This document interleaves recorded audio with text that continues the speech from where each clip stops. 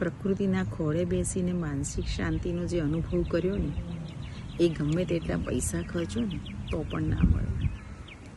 જ્યારે તમારે તમારા પોતાના માટે થોડુંક જીવવાનું મન થાય ને, તો આવી કોઈ શાંત અને સરસ જગ્યાએ એકલા બેસજો, થોડીક વાર એને નિહાળજો, એને જોજો. પાણીમાં ઊભા થયેલા વમળને જોવાની જે મજા છે,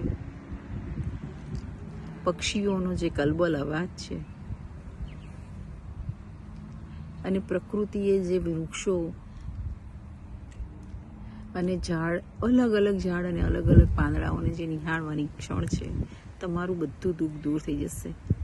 જ્યારે પણ તમે તણાવગ્રસ્ત લાગો ને, ત્યારે થોડીક વાર કોઈક ઝાડ નીચે, કોઈક સરોવર કિનારે કે કોઈક નદી કિનારે થોડીક વાર શાંતિથી બેસજો અને અનુભવ કરજો કે જીવનમાં કેટલું જરૂરી છે.